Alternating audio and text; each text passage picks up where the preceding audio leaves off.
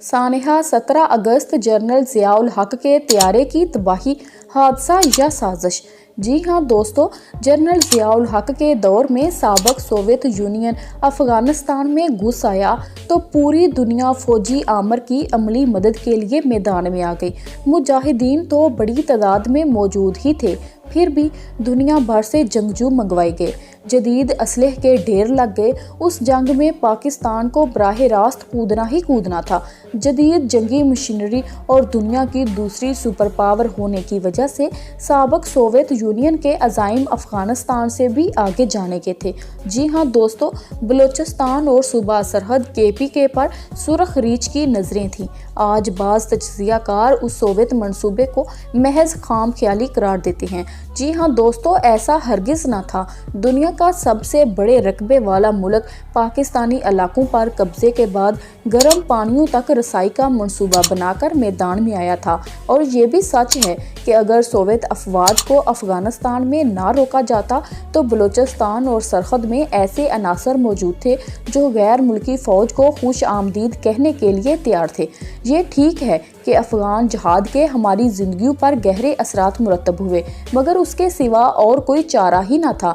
जी हाँ दोस्तों, जनरल ज़ियाउल हक के दौर में आयतुल्लाह ख़मीनी ने शाह ईरान का तख्ता उल्टकर इनकलाब लाने का ऐलान किया। उस इनकलाब के बराह रास्त असरात पाकिस्तान पर मुरतब होने लगे थे। तहरीक नफाज फ़िक़ा जाफ़रिया ने एक रोज़ इस्लामाबाद में एहतजाज के दौरान सेक्रेटेरिएट पर कब्ज़ा जमा लिया।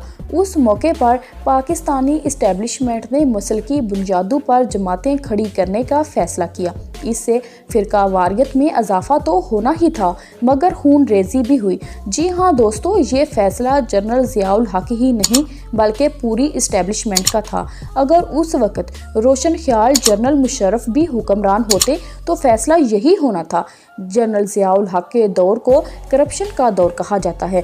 दुरुस्त के गुंडागर्दी, ज़मीनों पर कब्ज़े और बदउनवानी के वाक़यात आम थे, मगर करप्शन तो क़याम पाकिस्तान के फौरी बाद उस वक़्त ही शुरू हो गई थी जब लोग जाली क्लेम के लिए जायदादें हथियाने पर तुल गए थे। जी हाँ दोस्तों, जनरल ज़ियाउल हक के दौर में पाकिस्तान का एटमी प्रोग्राम तकमील को पहुंचा। 1984 में एटम बम तैयार कर लिया गया था। डॉक्टर अब्दुल कदीर भुट्टो मरहूम के बहुत बड़े मदाह हैं। जी हाँ दोस्तों, मगर वो बात कहने से हरगिज़ नहीं चौंकते कि जनरल ज़ियाउल हक ने भी तमाम तर वसाइल एटमी प्रोग्राम के लिए दस्तयाब रखे थे। जनरल ज़ियाउल हक के दौर की एक और अहम बात बाज़ इस्लामी इक़दामात थे। ये तासर आम था कि जनरल ज़ियाउल हक ज़ाती हैसियत में पाबंद सौम सलात हैं और माली करप्शन में मुलव्वस नहीं। सरकारी दफातर में नमाज बाजमात का एहतमाम समेत दीगर ऐसे कई इक़दामात को राइज किया गया, मगर मुखालफिन के मुताबिक मरहूम जनरल का ये सारा अमल रियाकारी पर मबनी था। जनरल ज़ियाउल हक ने मीडिया PTV पर अनाउंसर्स को सर ढांप कर खबरें पढ़ने का हुक्म दिया। ड्रामों में डायलॉग तक का ख्याल रखा जाता था कि उनमें कोई चीज़ मजहबी और इखलाकी हवाले से काबिल एतराज़ ना हो। जनरल ज़ियाउल हक के इस इक़दाम पर मॉडर्न और फ़नकार बरादरी आज तक उनके दर पे है, मगर सच यही है कि उस दौर में मगरबी कल्चर तेज़ी से परवान चढ़ रहा था और TV फिल्मों में उसकी खूब अक्कासी हो रही थी। हर मार्शल लॉ एडमिनिस्ट्रेटर की तरह जनरल ज़िया के दौर में भी सूबाई मुनाफरत में इजाफा हुआ। MQM की बुनियाद रखी गई ताकि सिंध में पीपल्स पार्टी के तोड़ के लिए मुतहारब कुव्वत पैदा की जा सके। जी हाँ दोस्तों, जनरल ज़ियाउल हक ने अपना इक़्तिदार मुस्तहकम बनाने के लिए रेफरेंडम कराया और इस खुद सदर बन बैठे। 1985 में आम इंतखाबात गैर जमाती बुनियादों पर करा के सियासी जमातों को कमज़ोर करने की कोशिश की। सारी तदबीरें उल्टी पड़ी। गैर जमाती असम्बली में मुस्लिम लीग बनी और उसके शरीफ उल नफ्स वज़ीर आज़म मोहम्मद खान जुनेजो से अनबन के बाद 1988 में असम्बली ही तोड़ दी गई।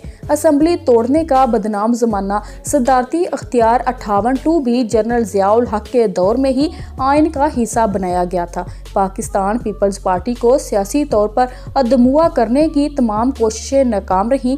1986 में बेनज़ीर भुट्टो की पाकिस्तान वापसी पर लाहौर में उनके फ़कीदुल मिसाल इस्तकबाल ने साबित कर दिया कि फांसी और जलावतनी वाले लीडर कभी इतनी जल्दी عوام کی نظروں سے اوجھل نہیں ہوتے۔ یہ ویڈیو ابھی جاری ہے۔ ویڈیو پسند آئی ہے تو لائک اور سبسکرائب کریں۔ Thanks for watching.